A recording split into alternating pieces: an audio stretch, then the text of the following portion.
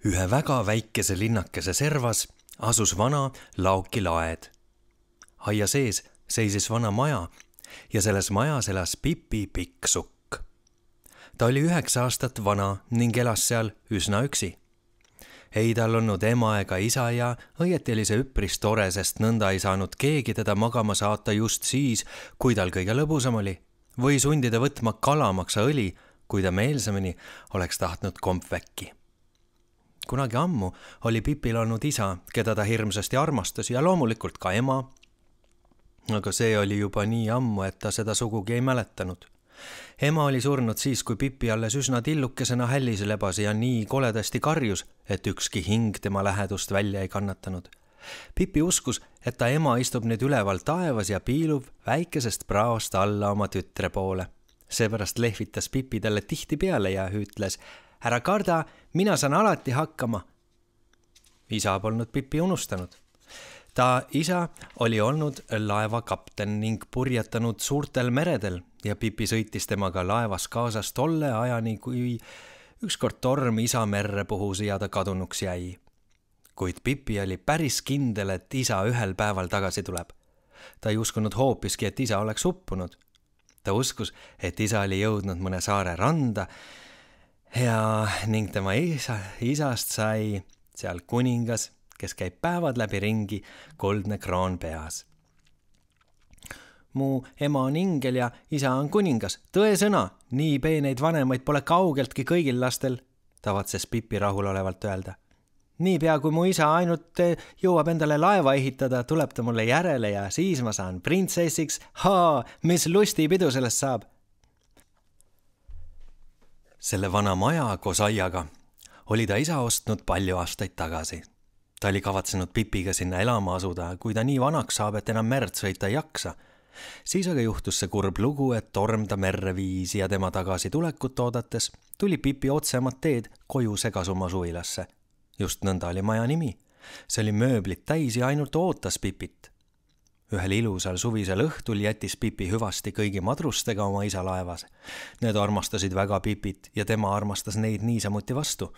"Hüvasti, poisid," ütles Pipi ja suudles neid kõiki järgemööda otsa ette. "Ärge minu pärast küll kartke, mina saan alati hakkama." Laevast võttis ta endaga kaasa 2 asja. Ühe pisikese pärdiku, keda hüüti härra Nilssoniks, selle oli ta isalt saanud, ja suure kohvri, mis oli täis kuldraha. Madrused seisid reelingu ääres ja vaatasid Pipile seni kaua järele, kui ta näha oli. Pipi läks aiva edasi ega pööranud pead, härra Nilsson õlal ning kohver käes. "Erakordne laps," lausus üks madrustest ja kuivatas silmanurgast pisara, kui Pipi kaugusesse kadus. Tal oli õigus. Pipi oli täiesti erakordne laps. Kõige erakordsem tundus tema juures see, et ta nii tugev oli. Ta oli nii kole tugev, et terves maailmas ei polnud leida tema tugevust politseinikku.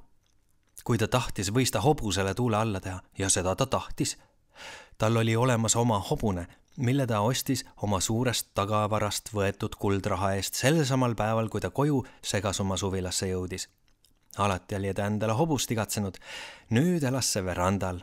Aga kui Pipil tuli tahtmine verandal oma pärastlõuna kohvi juua, tõstis ta hobuse ilma pikema jututa aeda.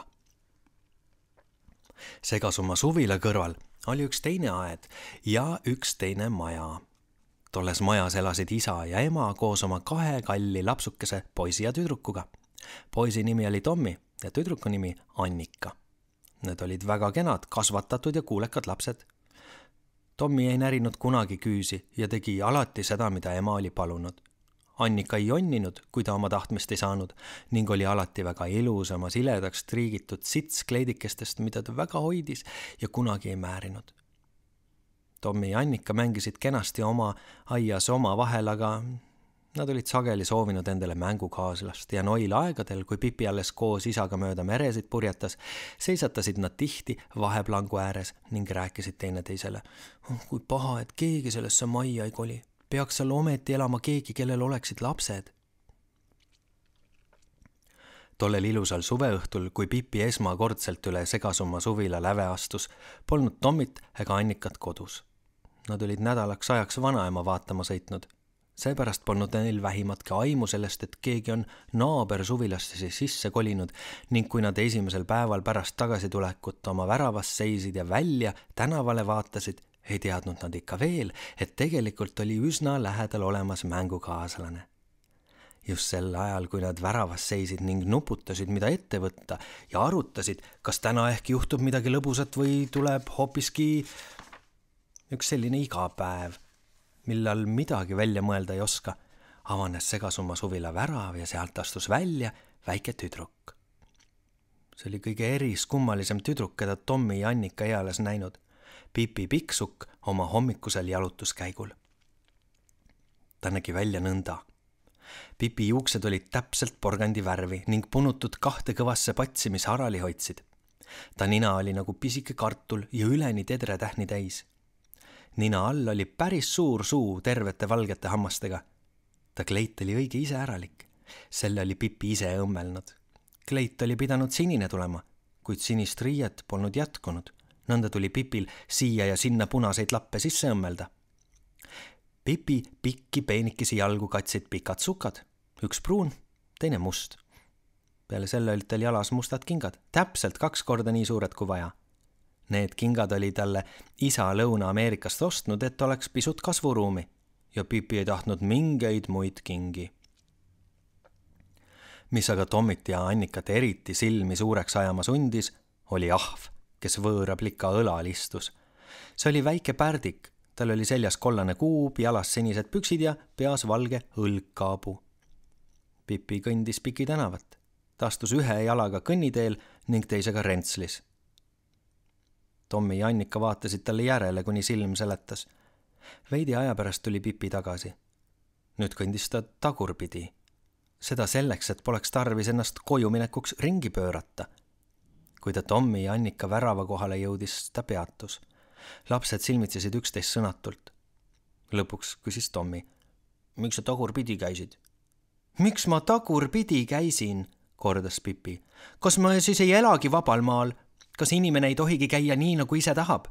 Pealegi võin ma sulle öelda, et Egiptuses käivad kõik inimesed niiviisi ja keegi ei pea seda põrmugi imelikuks. Kus sa seda tead? Küsis Tommi. Ega sa ometi Egiptuses ei ole käinud? Või ega ma Egiptuses ole käinud, aga muidugi võid endale kõrva taha kirjutada, et olen. Ma olen käinud igal pool üle terve maakera ja näinud palju imelikumaid asju kui inimesi, kes tagurpidi käivad. Ei tea, mis sa siis ütleksid, kui ma oleksin kõndinud kätel, nagu teevad seda inimesed taga Indias. Nüüd sa küll valetad, ütles Tommi. Pipi mõtles silmapilgu järele. Ja, sul on õigus, ma valetan, lausus ta murelikult. Valetada on inetu, tähendas Annika, kes oli nüüd lõpuks söandanud suud paotada. Jaa, valetada on väga inetu, ütles Pipi veelgi kurvemalt. Aga ma unustan selle ühte puhku ära, kas tead. Kuidas võiksid sa õieti tahta, et väike laps, kelle ema on ingel ja isa kuningas ja kes ise on eluaeg merd sõitnud, kogu aeg tõtt räägiks? Pealegi, lisas ta, ja kogu ta tedretähniline näolapp lõi särama. Võin ma teile öelda, et Belgia Kongos pole ühte ainsatki inimest, kes tõtt räägiks. Nad valetavad päevad läbi. Alustavad kell 7 hommikul ja jätkavad kuni päikeseloojanguni. Nii et kui ma peaksin mõnikord valetama, katsuge mulle andeks anda ja aru saada, et see tuleb ainult sellest, et ma viibisin natukene liiga kaua aega Belgia Kongos. Me võime ju sellegi poolest sõpradeks saada, eks? Muidugi, kostis Tommi ja tundis äkitselt, et see päev küll igav ei tule. Muide, miks te ei võiks tulla minu juurde hommikust sööma? Küsis Pipi. Aga loomulikult, sõnas Tommi. Miks me ei võiks seda teha, läki? Jaa, ütles Annika, otse kohe. Aga kõigepealt ma pean teid härra Nilssonile esitlema, ütles Pipi. Selle peale võttis pärdik kaabu peast ja teretas viisakalt. Nad läksid sisse Segasumma suvila ripakil aia väravast ja sammusid mööda kruusateed, mida ääristasid vanad sammaldunud puud. Need tundusid olevat õige head ronimise puud. Neist mindi ikka edasi suvila poole ning seal trepist üles verandale. Verandal seisis hobune ja krõmpsutas supitirinast kaeru. Miks sul ometi hobune verandal on? Küsis Tommi. Kõik hobused, keda tema tundis, elasid tallis. Ja... lausus Pipi mõitlikult. No köögis oleks ta mul aina jalus ja elutoas talle küll ei meeldi. Tommi ja Annika patsutasid hobust ning läksid majja sisse. Seal oli olemas köök, elutuba ja magamistuba. Ent paistis, nagu oleks Pipi sel nädalal küll reedese koristamise vahele jätnud. Tommi ja Annika vaatasid kartlikult ringi, juhuks kui too kuningas peaks kusagil nurgas istuma. Nad polnud veel kunagi sellist kuningat näinud, kuid mingit isa ega ema ei paistnud kusagil ja Annika küsis kartlikult. Kas sa elad siin päris üksi? Ei sugugi, kostis Pipi. Härra Nilsson ja hobune elavad ju ka siin. No jaa, aga ma mõtlesin, et kas sul ei ole siis ema või isa? Üldse mitte, sõnas Pipi rõõmsalt. Aga kes sind siis õhtuti magama saadab ja sulle muidu igasuguseid asju ütleb, küsis Annika. Seda teen ma ise, vastas Pipi. Esmalt ütlen ma ühe korra üsna lahkelt ja kui ma siis sõna ei kuula, ütlen veel korra kurjalt ja kui ma siis ka sõna kuulata ei taha, on karta keredaid, saate aru? Tommi ja Annika ei saanud küll päriselt aru, aga nad mõtlesid, et vahest on see hea viis. Ent juba jõudsid nad kööki ja Pipi hüüdis. Saab köök, sööki ja jooki, saab pannikooki, nüüd keset kööki saab pannisööki, nüüd teile teeksin ma pannikeeksi. Siis võttis ta 3 muna ja viskas need kõrgele õhku. Üks munadest kukkus tal pähe ja läks katki nii, et rebu jooksis silmini. Kuid ülejäänud püüdis ta osavalt kastrulisse, kus need krõksatasid.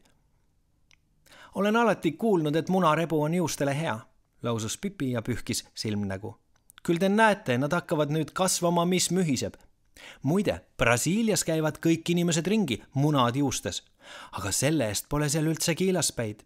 Ainult üks kord oli seal üks nii rumal vanamees, kes sõi munad ära, selle asemel, et neid juustele peale määrida. Tema jäi tõepoolest kiilaspäiseks ja kui ta tänavale ilmus, tekkis seal sihuke segadus, et politsei pidi kohale sõitma.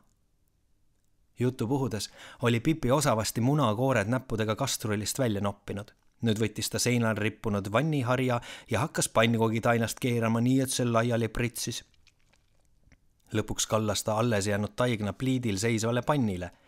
Kui kook ühelt poolt oli küpsenud, viskas Pipi selle peaaegu lakke, nii et kook ümber pööras ning püüdis uuesti panni peale. Ja kui kook päris valmis sai, heitis ta selle otse taldrikule laua peal.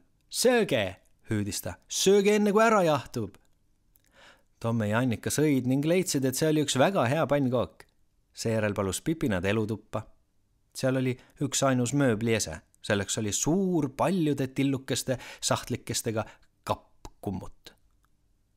Pipi avas sahtleid ning näitas Tommile ja Annikale kõiki aardeid, mida ta neis hoidis.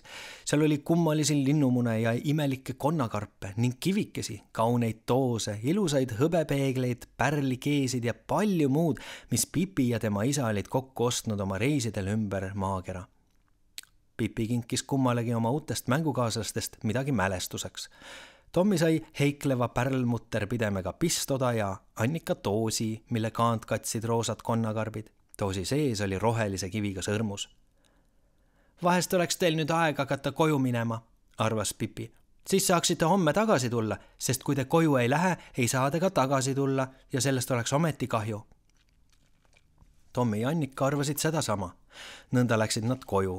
Nad möödusid hobusest, kes oli kogu kaera ära söönud ja väljusid segasuma suvila väravast. Nende lahkudes lehvitas härra Nilsson kaabuga. Annika ärkas järgmisel hommikul varakult. Kärmesti kalpsas ta voodist välja ja sibas Tommi juurde. Ärka üles, Tommi, ütles ta ja sikutas venda käest. Ärka üles ja läheme selle naljaka suurte kingadega tüdruku juurde. Tommi oli ühe ropsuga täiesti ärkvel. Ma teadsin juba magades, et täna peab tulema midagi vahvat. Kuigi mul ei tulnud meelde, mis asi see on, ütles Tommi ning kiskus pidžaama jaki seljast. Siis kihutasid nad koos vannituppa. Nad pesid iseennast ja hambaid hulga kiiremini kui tavaliselt. Riided said kähku ja rõõmuga selga ning tervelt tund aega varem, kui ema neid oli oodanud, sõitsid nad mööda trepi käsipuud ülemiselt korruselt alla ning maandusid täpselt hommikusöögilaua ääres, kus nad istet võtsid ja hüüdsid, et tahavad silmapilkuma kakaot saada. Mis on lahti, küsis ema. Teil on nii kiire. Me läheme naaber majja uue tüdruku juurde, ütles Tommi. Me jääme sinna võib-olla terveks päevaks, lisas Annika. Pipi küpsetas sel hommikul parajasti piparkooke. Ta oli sõtkunud hiigelkuhja taignat ja vaalinud selle köögipõrandale laiali.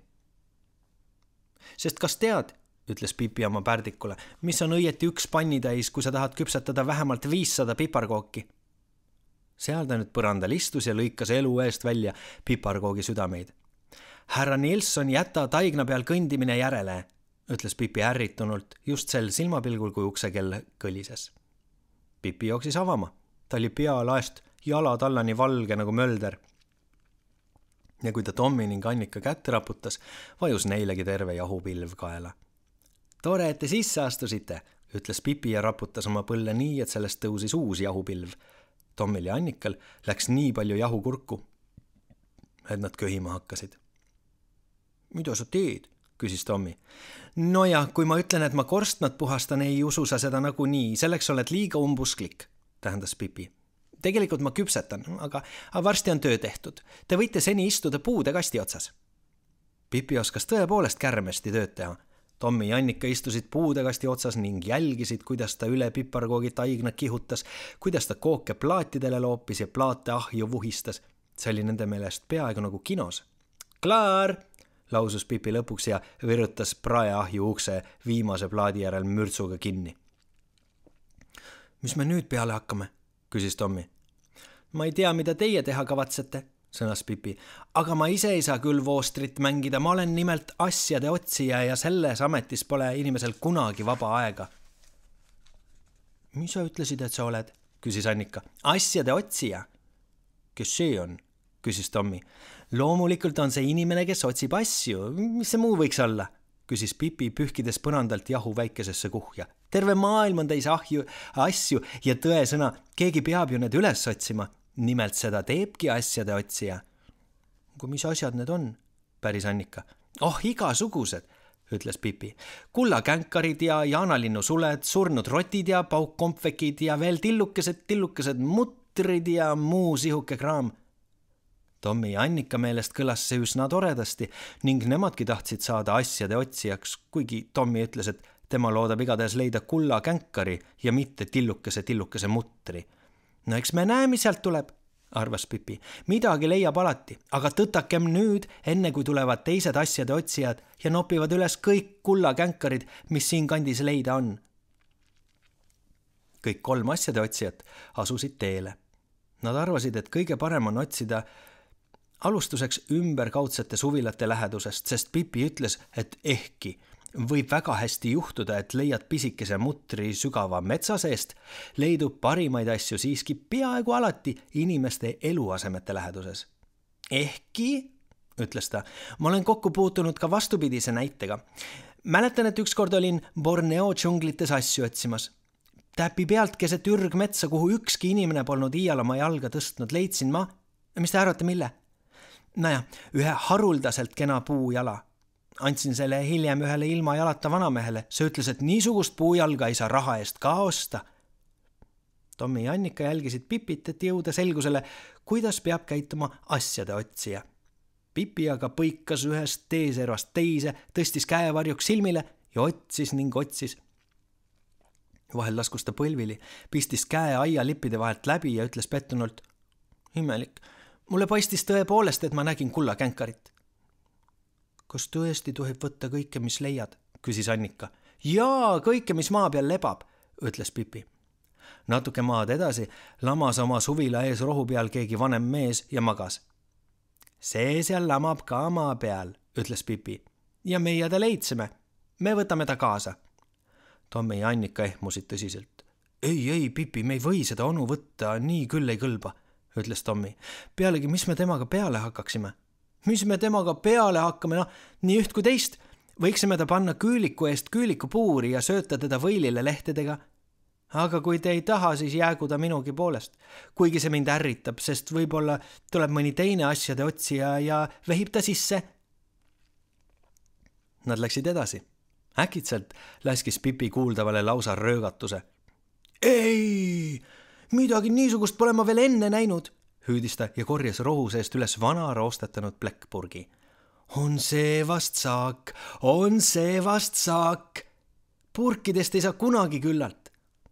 Tommi silmitses purki teatud umbusuga ja küsis, mille jaoks seega kõlbab? Oi, see kõlbab paljuks, kostis Pipi. Üks võimalus on panna siia kooke. Sel juhul saab temast mõnus koogipurk. Teine võimalus on temasse kooke mitte panna, siis on ta koogitu purk ja see pole muidugi üldse nii mõnus, aga kõlbab siiski ka. Ta uuris purki, mis oli õige kõvasti roostasi pealegi põhjast auklik. Paistab peaaegu nagu oleks see siin koogitu purk, lausus ta mõtlikult. Aga teda võib ka endale pähe tõmmata ja mängida, et on parajasti öö. Ning seda ta tegigi. Purk peas kõndis ta suvilate vahel ringi, nagu plekist tornike ega peatunud enne, kui traat aia otsa kõhuli kukkus. Kostis kõva kolin, kui plekk purk vastu maad põrkas. Näete nüüd, ütles Pipi ja võttis purgi peast. Poleks mul seda peas olnud, oleksin lennanud näoli ja saanud kõvasti haiget. No jah, sõnas Annika, aga kui sul purki peas poleks olnud, ei oleks sa iialgi ka traataiale komistanud. Aga veel enne, kui ta jõudis lõpetada, kõlas uus huile Pipilt, kes juubeldas ja tõstis maast tühja niidirulli. Paistab, et täna on minu õnnepäev, ütles Pipi. Sihuke väike armas niidirullike, mille august võib seebimulle puhuda või mida saab nööriga kaela riputada ja kanda keest. Ma tahan otse kohe koju minna ja seda teha. Just sel hetkel avanes läheduses ühe suvila värav ja sealt tormas välja poiss. Ta oli hirmul näoga ning selles polnud midagi imelikku, sest kohe tema kannul tuli tervelt 5 poissi. Need said põgeniku peagi kätte ja surusid vastu planku, kus nad siis teda üheskoos ründama hakkasid. Kõik 5 lõid ja müksasid oma ohvrit. See nuttis ning tõstis käed kaitseks näo ette. Andke talle poisid, hüüdis kõige suurem ja tugevam poistest. Andke talle nii, et ta enam siia tänavale nina pista ei julge. Oi, ütles Annika, see on ju Ville, keda nad klobivad. Kuidas nad küll võivad nii õelad olla? See on vastik Bengt, ta muudkui kakleb, ütles Tommi. Ja veel 5 ühe vastu, no küll on arkpüksid. Pipi läks poiste juurde ja koputas Bengtile nimetis sõrmega selja peale. Kuulge, teie seal, ütles Pipi. Kas te kavatsete väikese Ville siin samas pulbriks teha ja talle 5 korraga kallale minna või mis? Bengt keeras ringi ja silmas tüdrukut, keda ta veel kunagi polnud näinud. Metsiku ilmega võõrast tüdrukut, kes julges teda näpuga puutuda. Algul ta ainult maigutas mõnda aega selgesti jahmatusest, siis aga levis üle ta näo lai irve. Poisid, ütles ta, kuulge poisid, jätke Ville rahule ja visake pilk sellele plikale, on alles plika. Ta lõi endale vastu põlvi ja naeris. Ühe ainsa silmapilgu jooksul kogunesid Pipi ümber kõik peale Ville, kes kuivatas pisaraid ja hiilis ettevaatlikult Tommi kõrvale. Kas te olete sihukesi juukseid varem näinud, nagu temal on? Täitsa sula tuli ja mis kingad, jätkas Bengt. Kui sa laenaksid mulle ühe kinga, ma sõuaksin hea meelega merele, aga mul pole paati. Siis võttis ta Pipi ühest patsist kinni, kuid laskis ruttu lahti ja ütles, oi, kus kõrvetab! Seejärel hakkasid kõik 5 poissi Pipi ümber tiirutama, nad keksisid ja karjusid Ponamütsike, Ponamütsike.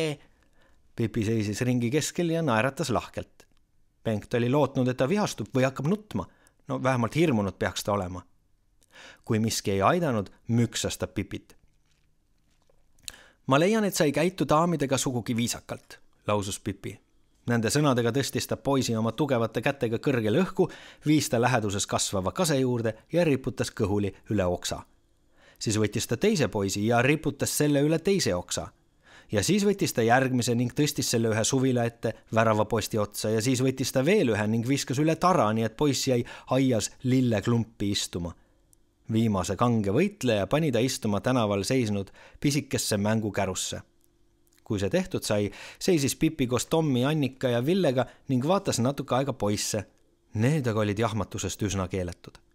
Pipi ütles, te olete arkpüksid, te lähete 5 üheainsa poisi kallale, see on argtegu. Ja siis hakkate veel väikest kaitsetud tüdrukut müksama, kui netu. Tulge, lähme nüüd koju, ütles ta Tommile ja Annikale.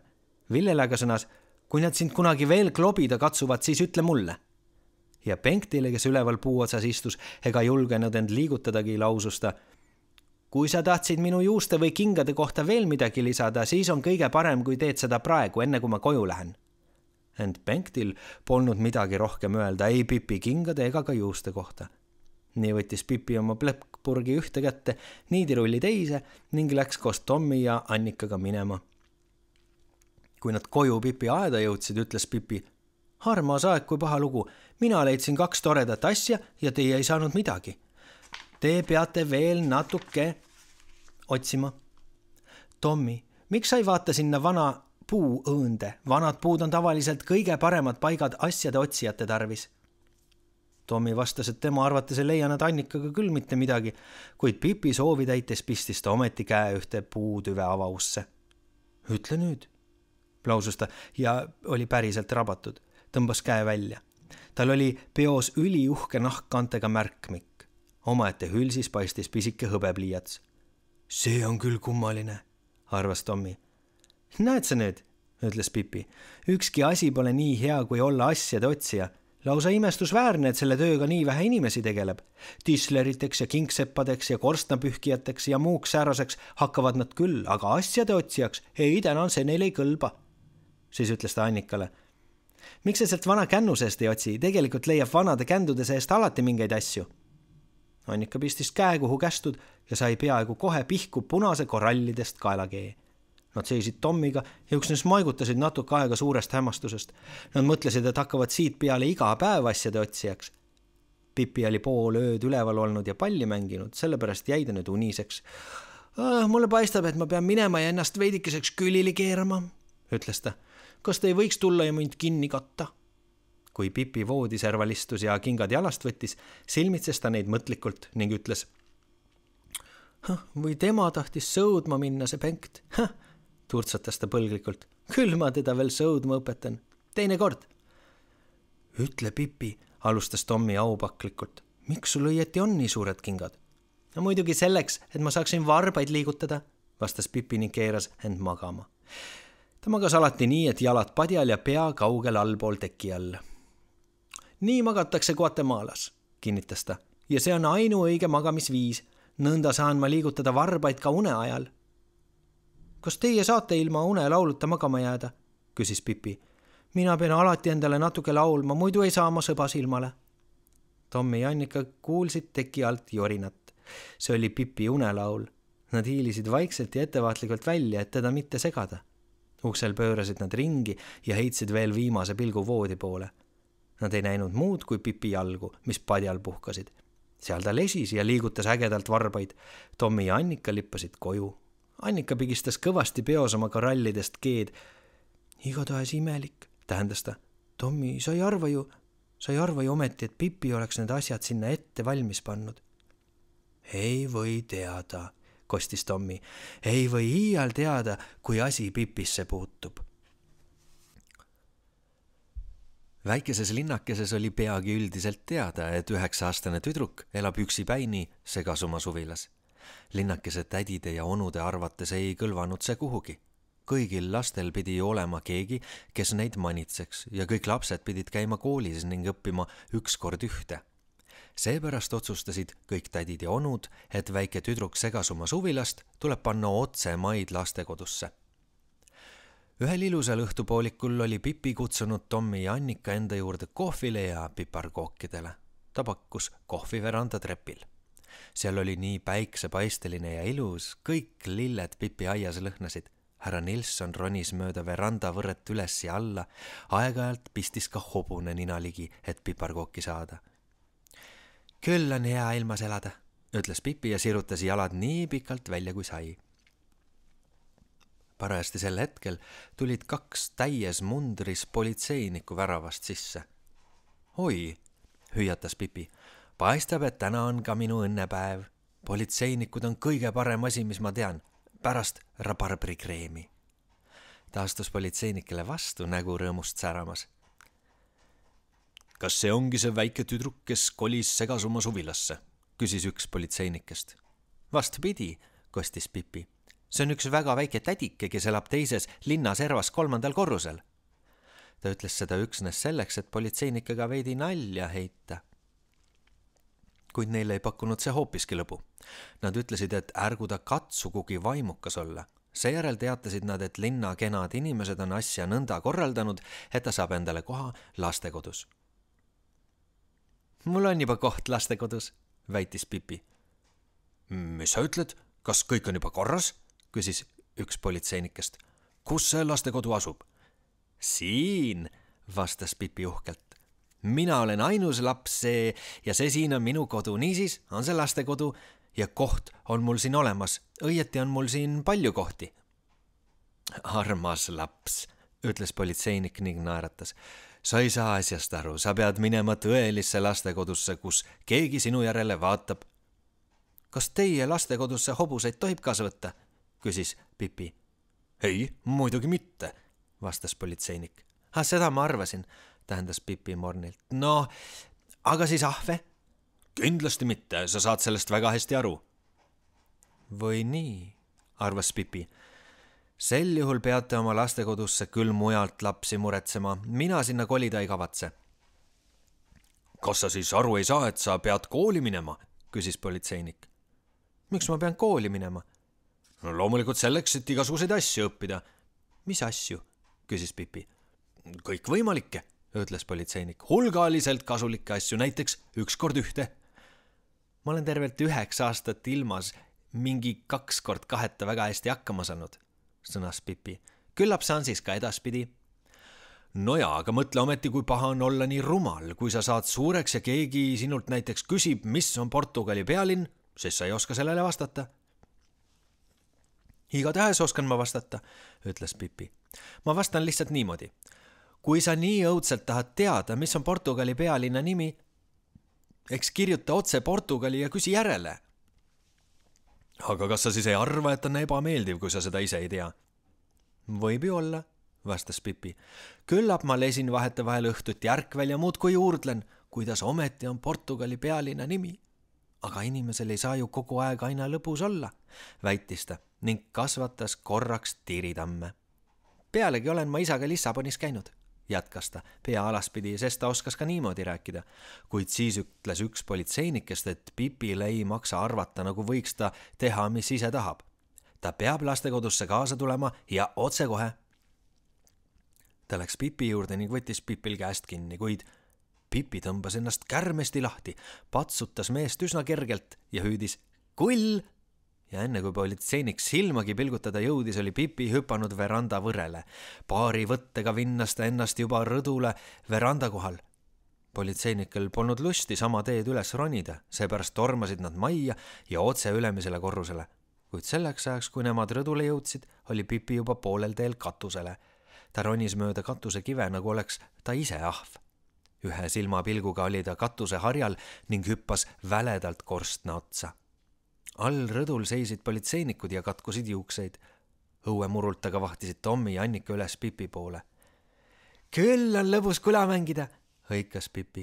Ja küll on teist armas, et siia tulite. Täna on minu õnnepäev, selles pole mingit kahtlust.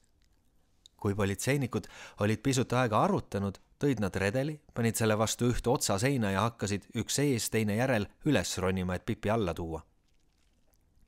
Kuid nad näisid mõnevõrra kartlikena, kui nad katuse harjale jõudsid ja Pipi poole hakkasid nihkuma. Ärge kartke, hõikas Pipi. See pole üldsegi ohtlik, ainult tore. Kui politseinikud olid Pipist 2 sammu kaugusel, kargas ta kärmesti korstna otsast maha ja jooksis kisa ning naeruga mööda katuse harja teise maja otsani. Majast 2 meetri kaugusel seisis puu. Nüüd ma sukeldun, hüüdis Pipi ning nende sõnadega hüppas ta otse haljendavasse puukrooni, haaras ühest oksast kinni, õõtsus korra edasi-tagasi ning laskis end seejärel maha potsatada. Siis kihutas ta noolena teise maja otsa juurde ja tõstis redeli maha. Politseinikud jahmusid, kui Pipi hüppe tegi, kuid veelgi enam jahmusid nad siis, kui katuse harja mööda ukerdades tagasi jõudsid ja redelit pidi tahtsid alla ronida. Esmalt said nad kole vihaseks ja karjusid all seisvale Pipile, et ta tööks jalamaid redeli tagasi, muidu nad alles näitavad talle. Miks te nii kurjad olete, küsis Pipi taunivalt. Me ju mängime lihtsalt kula ja seejuures peab olema sõbralik. Politseinikud arutasid natuke aega omavahel ning lõpuks ütles üks neist häbelikult. Kuule, kas sa ei oleks nii lahke, et paneksid redeli tagasi, siis me saaks alla tulla? Selge, et olen, kostis Pipi ja tõi silmapilk redeli kohale. Pärast võime kohvi juua ja meil on seltsis mõnus olla. Kuid politseinikud olid väga salakavalad, sest niipea, kui nad maapinnale jõudsid, jooksid nad Pipi juurde ja karjusid. Nüüd sa alles saad, vastik plika. Ent siis ütles Pipi, ei, nüüd pole mul mängimiseks enam aega, ehkki ma ei eita, et see on lõbus. Nende sõnadega sasis ta kummalgi politseinikul kõvasti vöörihmast kinni ning kandis nad piki aiateed väravast välja tänavale. Seal pani ta politseinikud maha ja läks tükk aega enne, kui nad end nii palju kogusid, et suutsid liigutada. Oodake natuke, hüüdis Pipi ja jooksis kööki. Ta tuli tagasi 2 piparkoogi südant käes. Kas tahate proovida? Küsis ta. See ei tee ju midagi, et nad on natuke kõrbenud. Siis läks ta uuesti Tommi ja Annika juurde, kes vaatasid pärani silmi ja muud kui imestasid.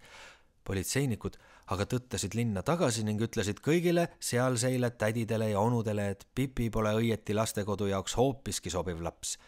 Nad ei rääkinud midagi sellest, et olid käinud katusel.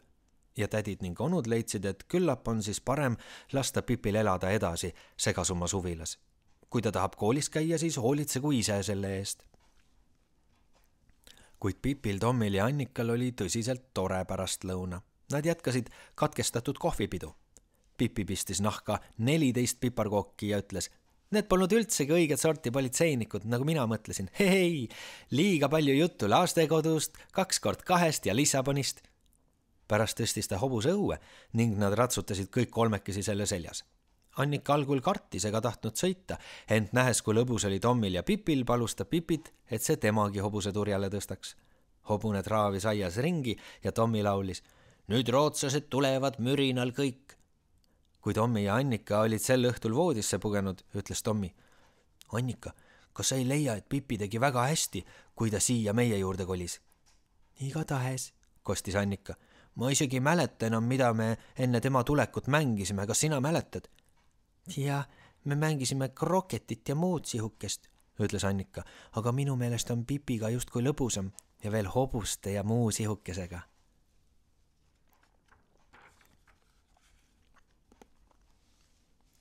Tommi ja Annika käisid loomulikult koolis.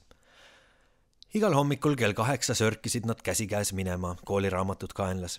Sel ajal puhastas Pipi enamasti oma hobust või ajas härra Nilssonile selle ülikonnakest selga või siis sooritas oma hommiku võimlemist, mis käis nii, et ta kõndis tikksirgelt keset põrandat ja tegi üksteise järel 43 hüpet. Pärast seda istus ta tavaliselt köögilaua äärde ja jõi suurima rahuga ära suure kruusitäie kohvi, sõi juustu võileiva sinna juurde. Tommi ja Annika vahtisid alati suure igatsusega Segasumma suvila poole, kui nad kooli suundusid. Hoopis parema meelega oleksid nad läinud Pipiga mängima. Kui Pipi oleks vähemalt ka koolis käinud, oleks see vast kuidagi viisi talutav olnud. Mõelda vaid, kui lõbus meil võiks olla üheskoos koolist koju tulla, ütles Tommi. Ja kooli minna samuti, lisas Annika. Mida enam nad sellele mõtlesid, seda ebameeldivam näis neile asjaolu, et Pipi koolis ei käi ning lõpuks võtsid nad otsuseks katsuda ta nõusse rääkida.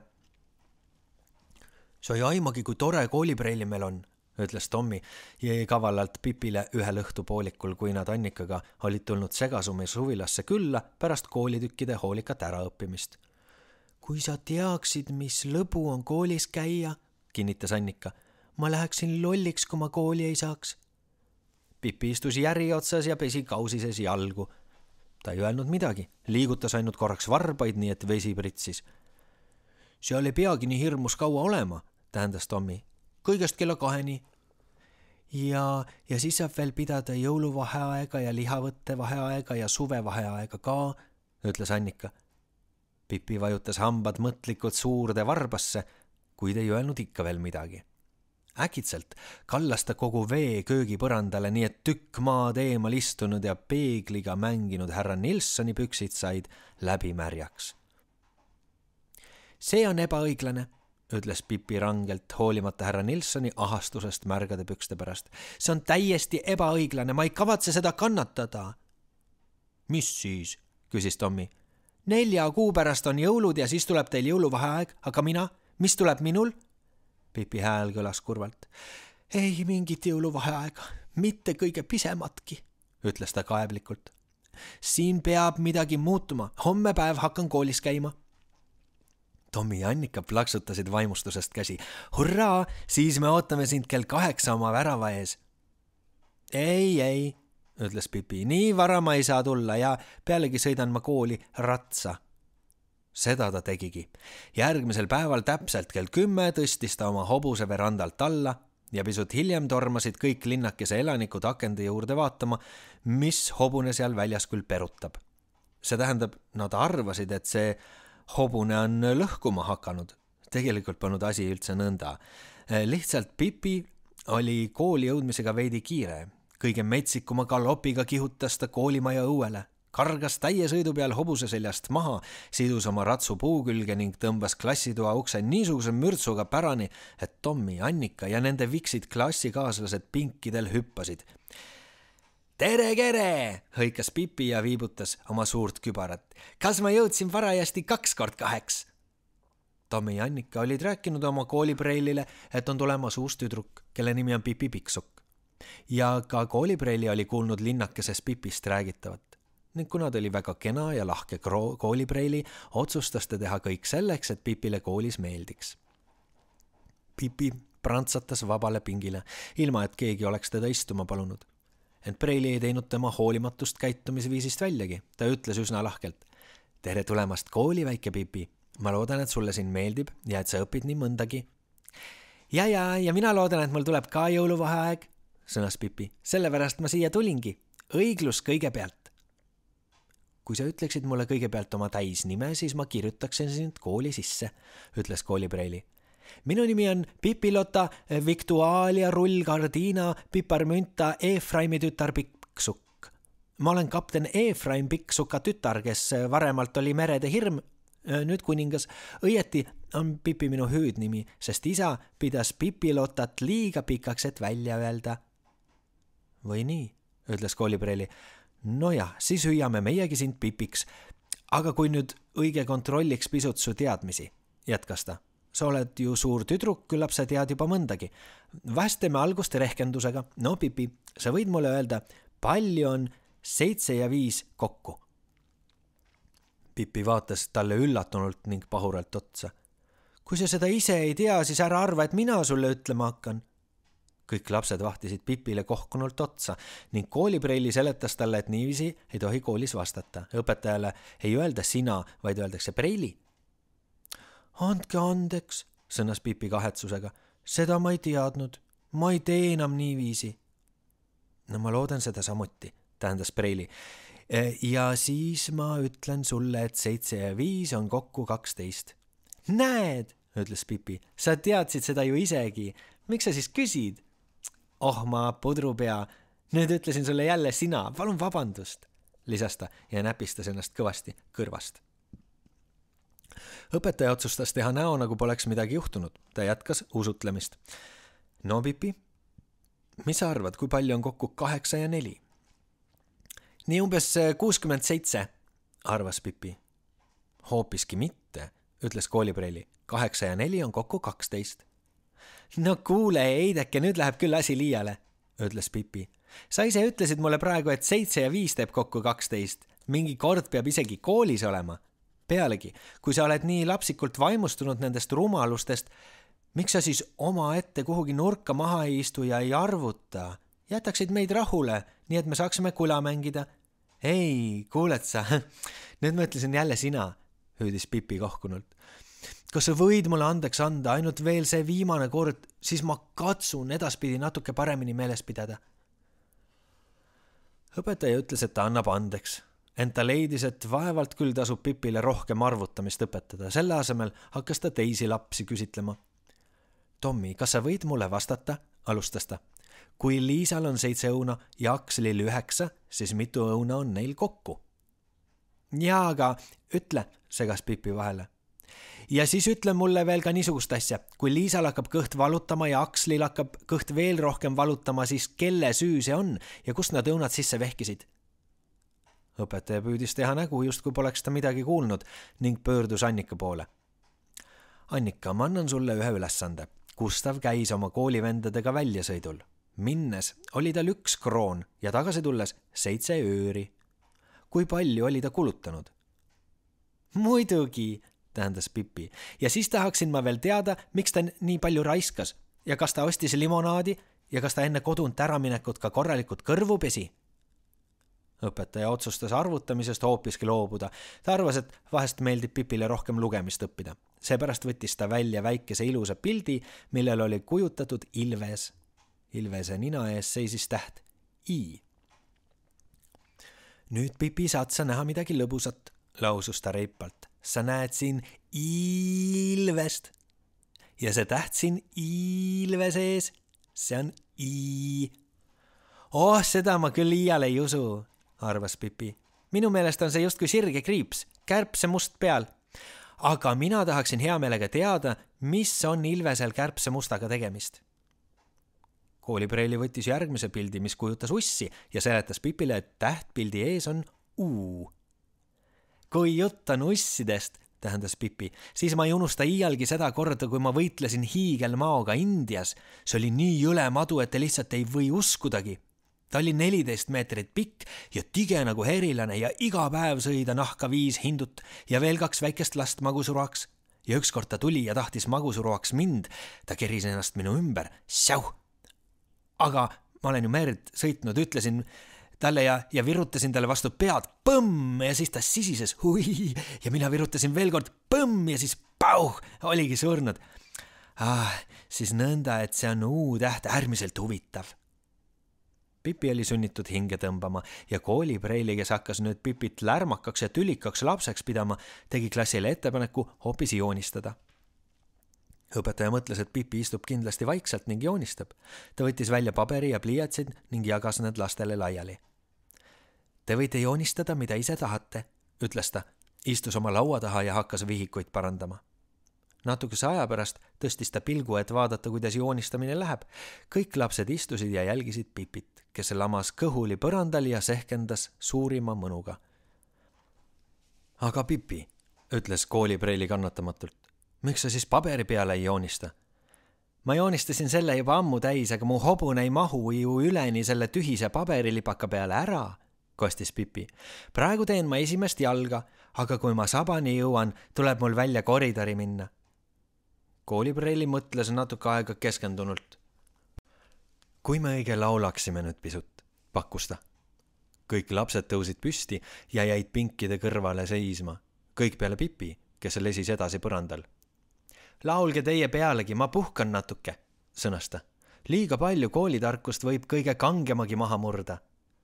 Aga nüüd oli koolipreili kannatus täiesti otsas.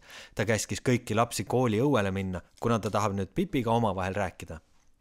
Kui Pipi õpetajaga kahekesi jäi, tõusis ta püsti ja läks õpetaja laua juurde.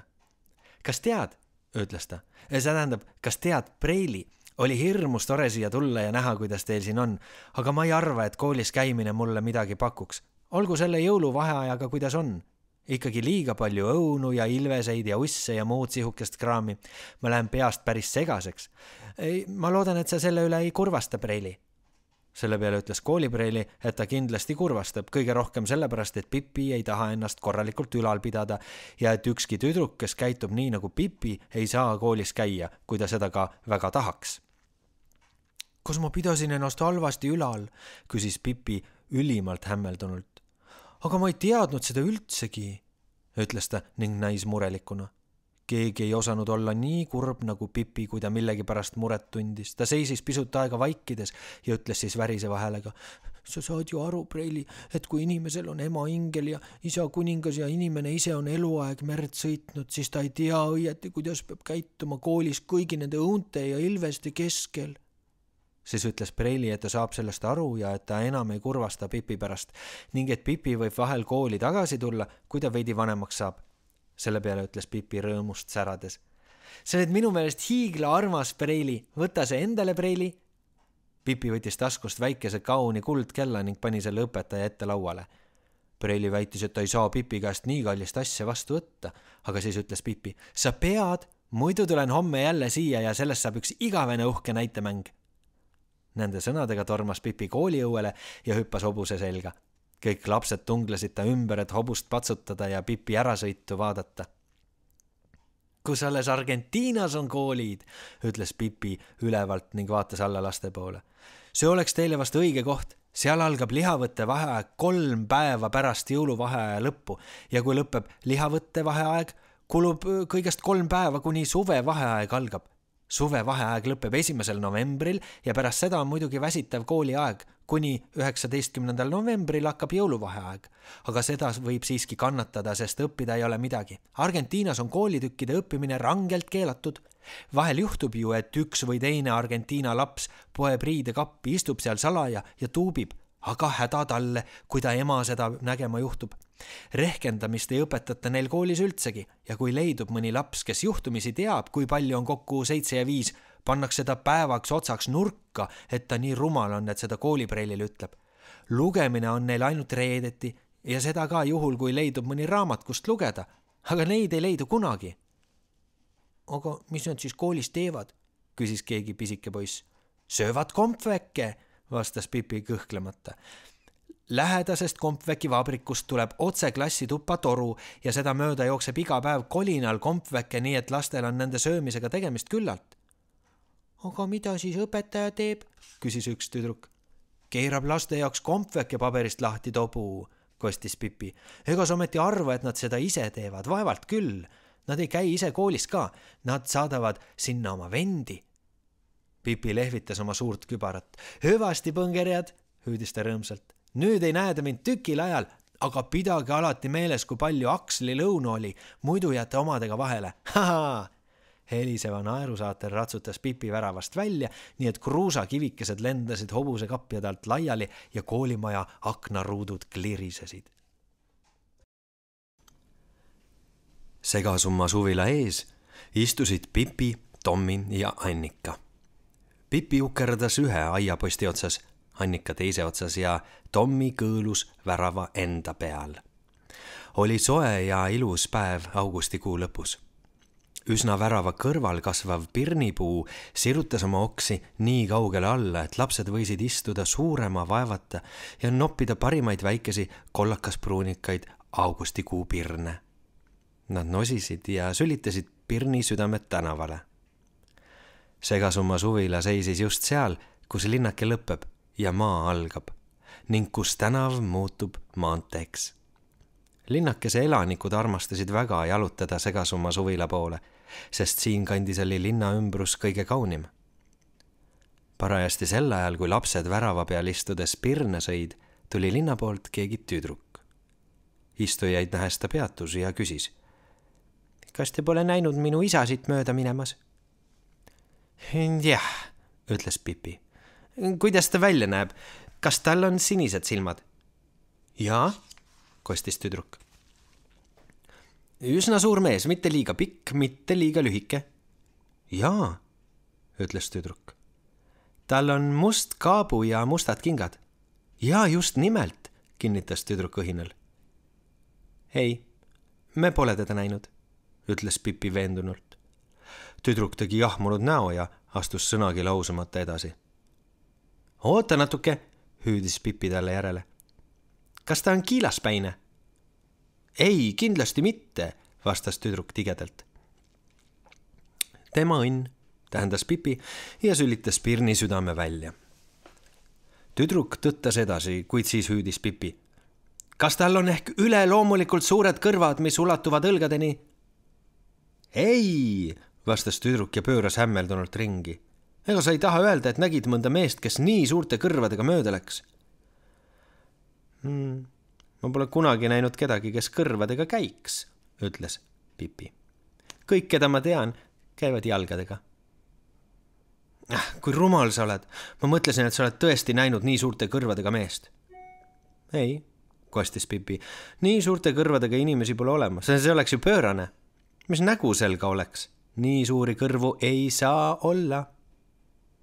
No, vähemalt siin maal, lisas ta pärast mõtliku pausi. Hiinas on lood ju pisut teisiti. Nägin kord Shanghais üht hiinlast. Sellel olid nii suured kõrvad, et ta võis neid vihmakeebina kasutada. Kui vihma sadas, puges ta kõrvade alla peitu ja oli seal nii kuivas ja soojas, nagu veel olla võib. Aga kõrvadel endil oli muidugi ka päris hea. Eriti halva ilma puhul kutsus ta oma sõbrad ja tuttavad kõrvade alla varjule. Seal nad siis istusid ja laulsid oma kurbi laule, kuni raju üle läks. Nad armastasid teda väga ja just kõrvade pärast. Tema nimi oli Hai Shang Te oleksite pidanud nägema, kuidas Hai Shang hommikuti tööle tõttas. Ta tuli alatasa viimasel minutil ja jooksuga, sest ta armastas hommikuti väga magada ja te ei usu, kui tore see vaadata oli, kui ta edasi tormas, kõrvad nagu 2 suurt kollast purje selja taga. Tüdruk oli peatunud. Ta seisis ammuli sui ja kuulas Pipit. Ka Tommi ja Annika unustasid pirnid sootuks, nemadki kuulasid täie innuga. Tal oli rohkem lapsi, kui ta lugeda oskas ja kõige pisema nimi oli, muuseas, Peeter, ütles Pipi. Ja aga ühegi Hiina lapse nimi ei saa olla Peeter, väitis Tommi. Täppi pealt seda sama ütles talle ka tema naine. Ühegi Hiina lapse nimi ei saa olla Peeter, ütles ta. Aga Hai Shang oli kohutavalt kangekaelne ja teatas, et lapsele pannakse nimeks kas Peeter või üldse mitte midagi. Selle peale istus ta nurka, tõmbas kõrvad üle pea ja aina mossitas. Siis pidi vaene naine loomulikult järele andma ja lapsele pandi nimeks Peeter. Või nii, ütles Annika. See oli kõige pirtsakam poiss terves Shanghais, jätkas Pipi. Ta virises söögi juures nii, et tegi ema lausa õnnetuks. Te ju teate, et Hiinas süüakse pääsupesi. No, ema istus ta juurde terve taldriku täie pääsupesadega ja hakkas teda toitma. Nii, pisi Peeter, ütles ta. Nüüd võtame ühe pääsupesa isa eest. Aga Peeter pigistas suu kinni ja raputas pead. Lõpuks sai Hai Shang nii vihaseks, et ütles, Peetrile ei tehta mingit muud toitu enne, kui ta on söönud ära ühe pääsupesa isa eest.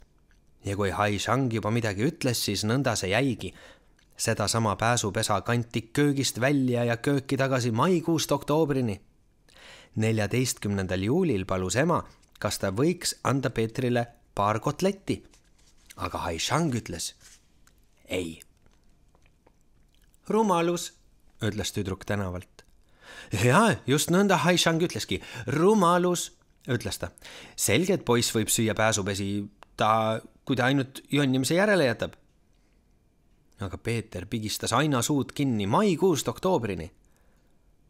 Aga kuidas ta siis elada sai, küsis Tommi hämmeldunult. Ta ei saanudki elada, vastas Pipi. Ta suri ära, puhtast põikpäisusest. 18. oktoobril ja maeti maha 19. Aga 20. lendas üks pääsuke aknas sisse ja munes sellesse pessa muna, mis laua peal seisis. Nii oli sellest ometi kasu.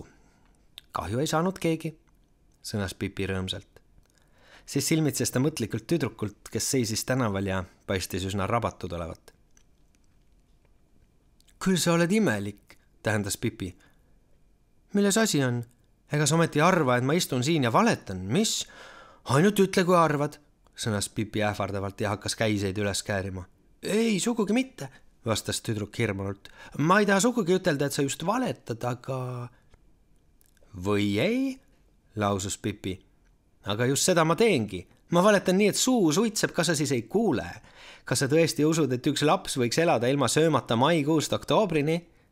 Muidugi loomulikult ma tean, et nad võivad söömata oma 3-4 kuud suurepäraselt hakkama saada, aga maikuust oktoobrini see on lihtsalt rumal. Sa saad väga hästi aru, et see on vale. Sa ei tohi lasta inimestel endale teab, mida ette luisata. Nüüd läks tüdruk minema ega pööranud rohkem pead. Küll inimesed alles võivad kerge usklikud olla, ütles Pipi Tommile ja Annikale. Maikuust oktoobrini, see on ju lausa lollus. Siis hüüdis ta tüdrukule järele.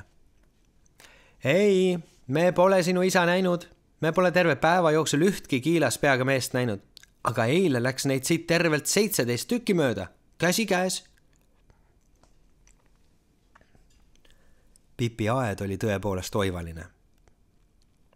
See polnud küll hästi hooldatud, seda sugugi mitte, kuid selles aias olid toredad muruplatsid, mida kunagi ei pügatud ja seal oli vanu roosipõõsaid, tulvil valgeid, kollaseid ning roosasid õisi. Need polnud enam hoopiski hoolitsetud, kuid lõhnasid hästi. Aias kasvas ka hulgaliselt viljapuid ja, mis kõige parem, mõned põlised tammed ning jalakad, mille otsa sai suurepäraselt ronida. Tommi ja Annika aias oli ronimisega puudega kehvasti. Pealegi kartis nende ema kogu aeg, et nad alla kukuvad ja haiget saavad. Sellepärast polnud nad siiani kuigi palju ronida saanud. Ent nüüd ütles Pipi. Kui me võtaksime ja roniksime õige tolle tamme otsa. Tommi hüppas jalamaid väravalt maha, mida oli ettepanekust vaimustuses. Annika jäi pisut kõhklema, aga kui ta nägi puutüvel suuri muhke, mida mööda võis ronida, leidis temagi, et oleks tore proovida.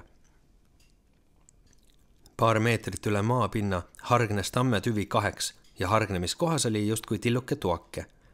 Ei läinud kuigi kaua aega, kui lapsed kolmekesi juba seal istusid.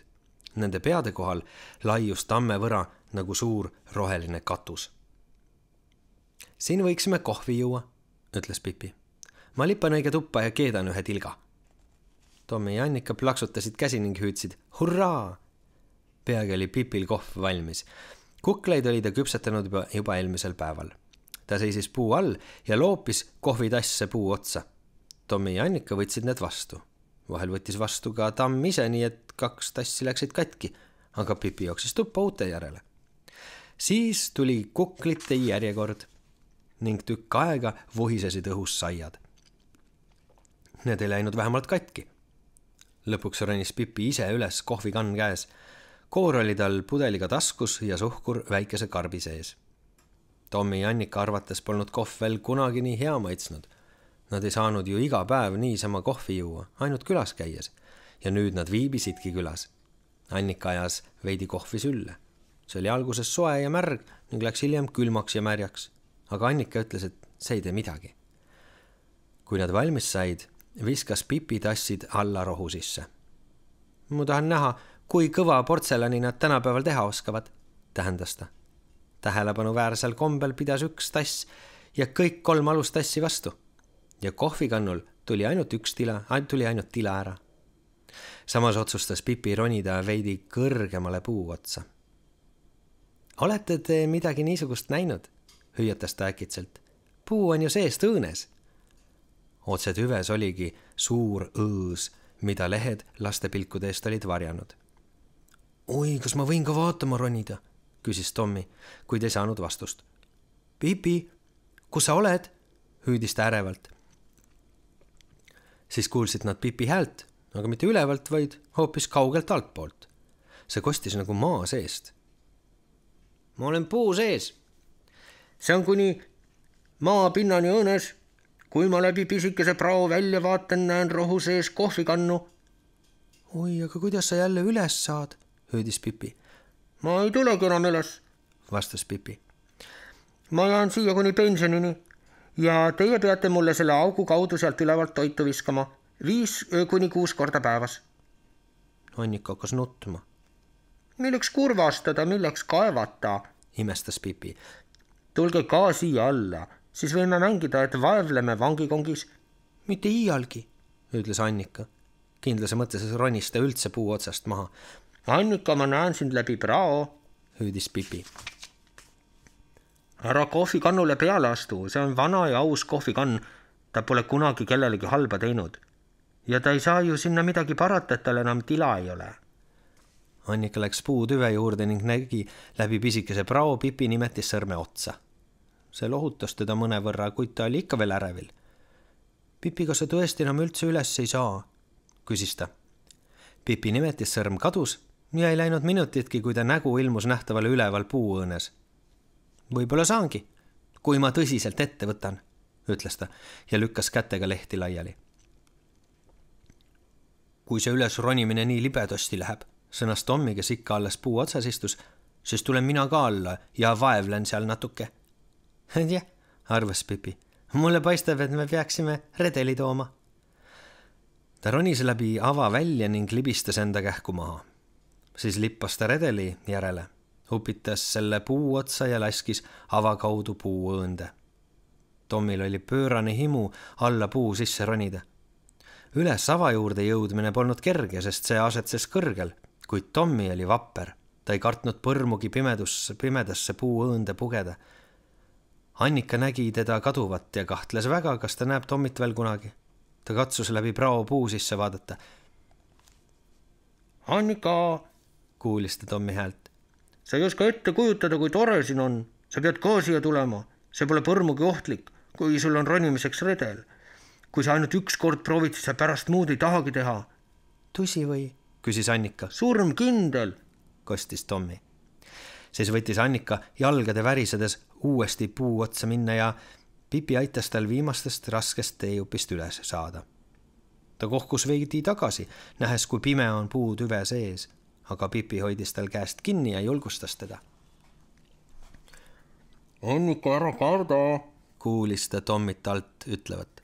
Ma näen juba su jalgu ja kui sa kukkuma peaksid, püüan ma su kinni. Aga Annika ei kukkunud, vaid jõudis tervena ja õnnelikult Tommi juurde. Hetk hiljem järgnes talle Pipi. Kas siin pole vahva? Küsis Tommi ja Annika oli sunnitud tunnistama, et oli küll. Polnudki nii pime, nagu ta oli arvanud, sest praost pääses sisse valgus. Annika läks prao juurde ja vaatas, kas temagi näeb rohu sees kohvikannu. Jäägu see meie peidupaigaks, ütles Tommi. Keegi ei või teada, et me siin oleme. Ja kui nad meid väljas otsima hakkavad, näeme me neid läbi prao, siis alles naerame. Me võime võtta ühe peenikese tiku, pista selle läbi prao välja ja neid kõdistada, arvas Pipi.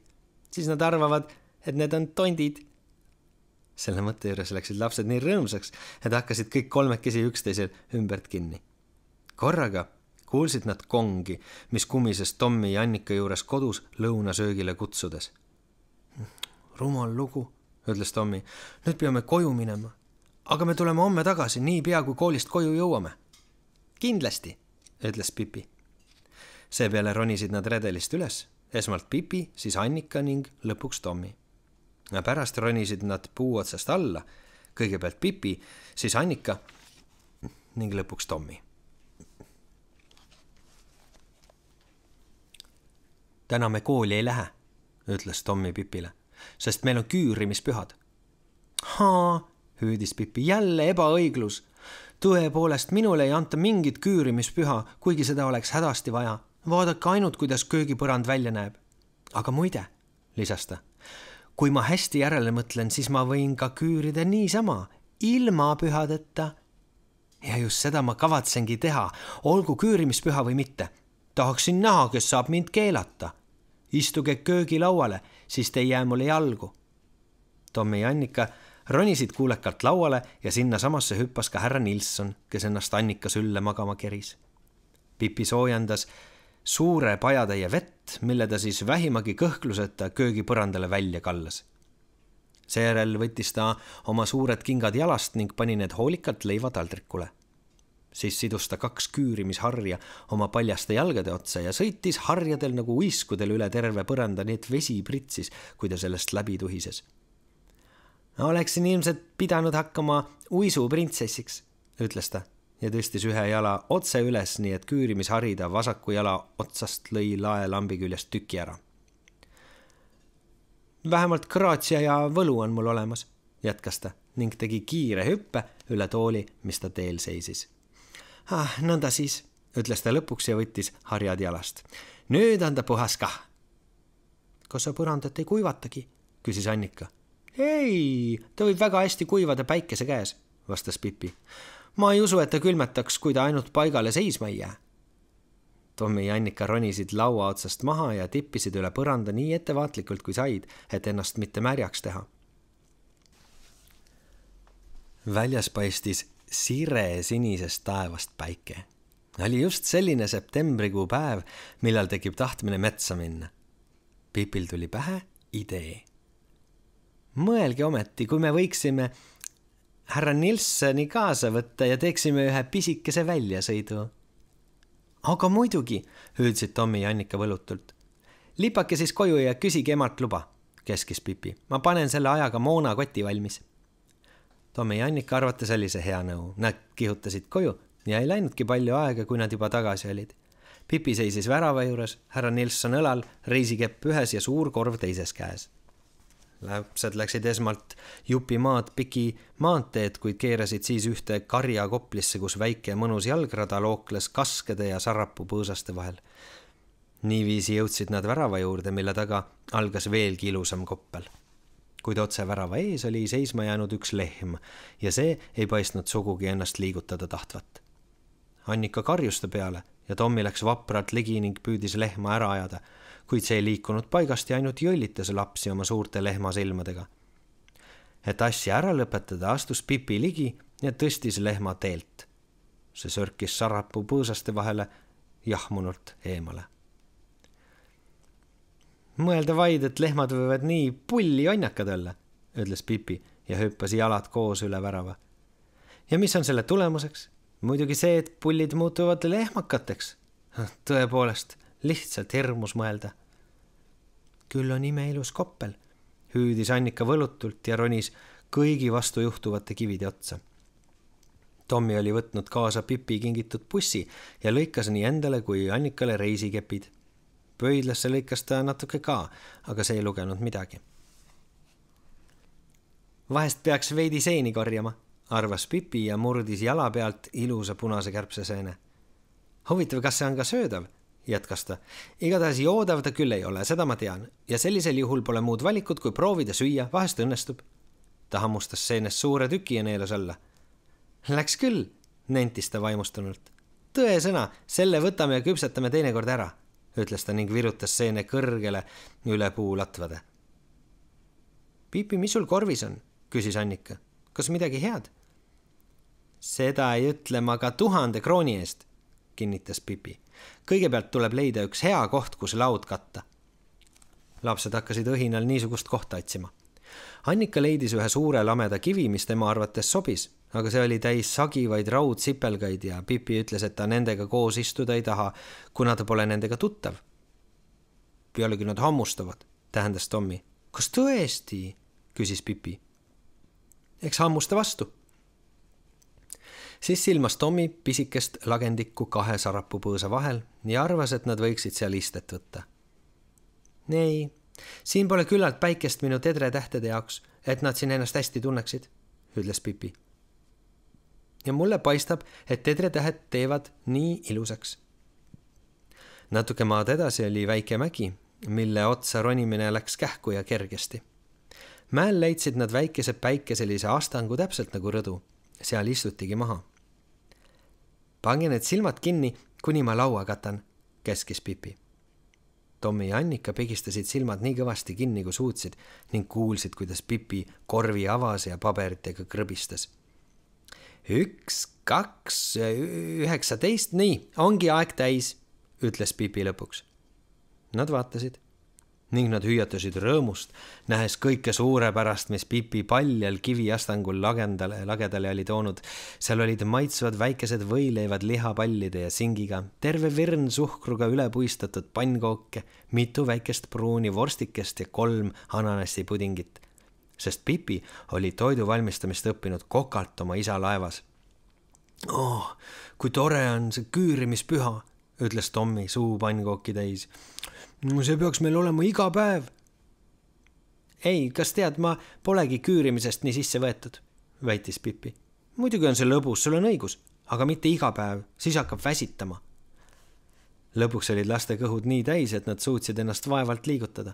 Istusid vaikselt päikese käes ning mõnulesid. Ei tea, kas lendamine peaks ka raske olema, arutas Pipi ja vaatas unistavalt üle astangu serva. Allpool paistis järsk kaljusein ja selle jalamini oli üsna palju maad. Küllap allapoole lendamise võiks isegi ära õppida, jätkas Pipi. Ülespoole lennata on kindlasti raskem, aga algust võikski teha hõlpsamaga. Tõepoolest, mul on tunne, et ma proovin. Hei, Pipi, hüüdsid Tommi ja Annika koos. Kallis Pipi, ära tee seda. Kuid Pipi seisis juba järsaku serval. Kao siit, kurikärbes, kao. Ja siis kurikärbes kadus, luges Pipi ja sõna kadus juures tõstis ta käed ning astus otse õhku. Pool sekundit hiljem kostis mürts. See oli Pipi kokkupõrge maapinnaga. Tommi ja Annika heitsid kõhuli ning vaatasid ehmunult talle järele. Pipi tõusis all püsti, lõi põlved puhtaks. Ma unustasin lehvitamise, ütles Pipi rõõmsalt. Ja peale selle oli mul ilmselt liiga palju pannkooke kõhus. Just sel silmapilgul avastasid lapsed, et härra Nilsson on kadunud. Küllap oli ta üsna omaette väikese matka ette võtnud. Nad meenutasid, et olid teda näinud täiesti rahulikult istumas ja toidukorvi katki närimas, ent Pipi lennukatse ajal olid nad ta sootuks unustanud. Nüüd oli ta kadunud. Pipi sai nii vihaseks, et virutas ühe oma kinga suurde ja sügavasse veelompi. Kunagi ei tohi ahve kuhugi kaasa võtta, ütles ta. Ta oleks pidanud koju jääma ja hobuselt kirpe otsima. See oleks talle paras olnud, jätkas ta ning ronis lompi kinga järele. Vesi ulatus talle vööni. No õieti peaks juhust kasutama ja pead pesema, sõnas Pipi ning pistis pea nii kauaks vee alla, et veest hakkasid mullid tõusma. No, seekord olen pääsenud juuksuri juurde minekust, jätkas Pipi rahulolevalt, kui oli jälle nähtavale ilmunud. Ta ronis lombist välja ning pani kinga jalga. Siis asusid nad teele, et härra Nilssonit otsida.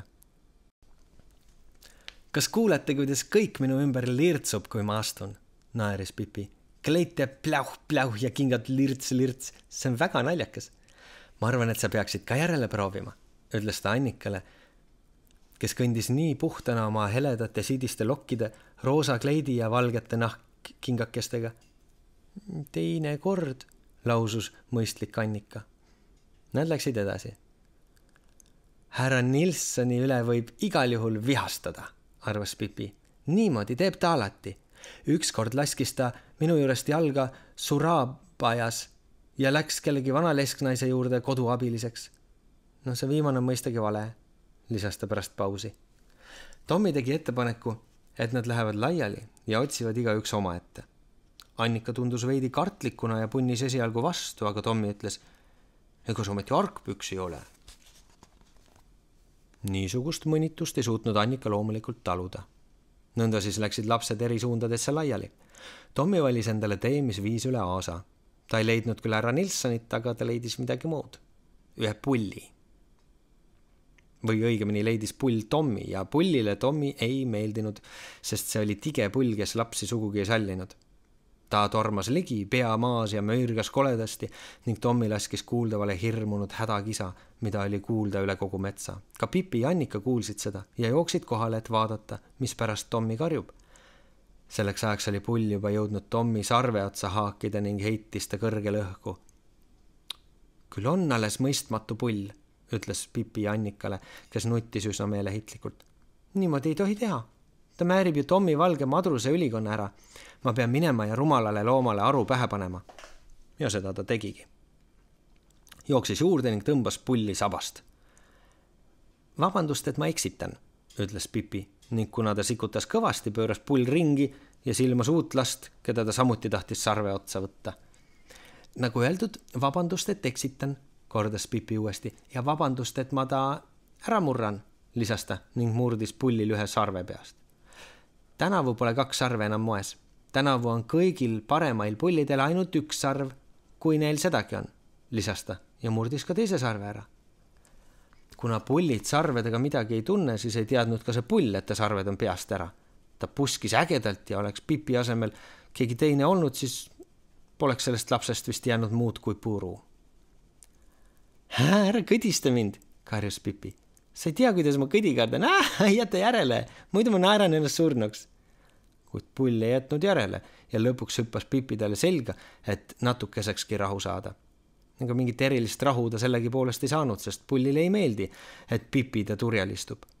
Pull viskas kõige hullemaid haake, et temast lahti saada, kuid Pipi surus aga kannad kõvemini pulli külgedesse ja istus edasi.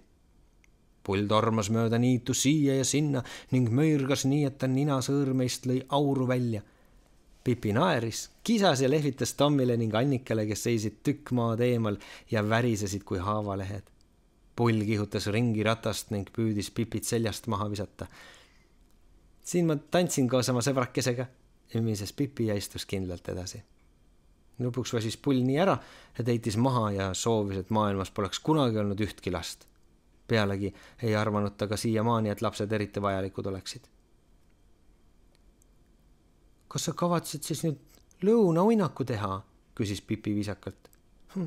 No sel juhul ma ei sega. Ta ronis pulli seljast maha ja läks Tommi ning Annika juurde. Tommi oli natuke nutnud. Ta käsivarrel paistis haav, kuid Annika oli selle oma taskuretiga kinni sidunud, nii et haav enam ei valutanud. Oi, Pipi, hüüdis Annika erutunud, kui Pipi tuli. Sosistas Pipi, ärge pulli üles ajage, ta magab ja kui me ta üles äratame, hakkab ta ainult virisema. Härra Nilsson, kus sa oled? Karjus ta järgmisel silmapilgul valju häälega, hoolimata pulli lõunauinakust. Me peame koju minema. Ja tõepoolest, seal istuski härra Nilsson ühe männi otsas. Ta lutsis oma saba ja näis üsna õnnetuna, sest temasuguse väikese ahvipärdiku jaoks pole sugugi lõbus üksipäini metsa maha jääda. Nüüd kargas ta männi otsast alla ja otse Pipi õlale ning lehvitas oma õlgkübarat nagu ikka siis, kui ta tõeliselt rõõmus oli. Või nii, seekord sa ei läinudki koduabiliseks, ütles Pipi ja silitas talle üle selja. See oli ju vale, tõsi jah, lisas ta samas. Nojah, aga kui see oli tõsi, siis ei saanud see ometi vale olla, jätkas ta oma arutlusi. Küll te veel lõpuks näete, kui kõik asjad sirgeks saavad, et ta oli võib-olla siiski Surabajas koduabiliseks. Ja siis ma tean küll, kes meile nüüdsest peale hakkab lihapalle tegema. Nõnda rändasid nad kodu poole. Pipi ikka endiselt plagiseva kleidi ja lirtsuvate kingadega. Tommi ja Annika meelest oli see pullile vaatamata olnud imetore päev ning nad laulsid laulu, mida olid koolis õppinud. Õigupoolest oli see suvelaul ja praegu hakkas juba saabuma sügis, aga laste arvates sobis see laul sellegi poolest hästi. Täis päikest on suvised päevad, nüüd metsad ja niidud meid näevad. Kõik raskused võidetud saavad, me laulame kõik koos. Halloo, halloo, kui oled noor, ootab sind me koor, jäta maha laiskade voor. Kange salk on meil, käime mägiteil, kõige kõrgem tipp ootab meid. Täis päikest on suvised päevad, me laulame kõik üheskoos. Halloo, halloo. Pipi laulis kaasa, ainult et tema laulusõnad polnud päris need samad. Ta laulis nii. Täis päikest on suvised päevad, nüüd metsad ja niidud mind näevad. Mu tahtmised täidetud saavad, kõik lirtsub, ma kõnnin kui soos. Ohoo, ohoo. Ja minu king käis lombis ning nüüd lirtsub õrnalt, et kinni jääb hing. Sest tõuseb mull ja vait on pull ja riisipuder on maiusroog mull. Täis päikest on suvised päevad, kõik lirtsub, ma kõnnin kui soos. Ohoo, ohoo.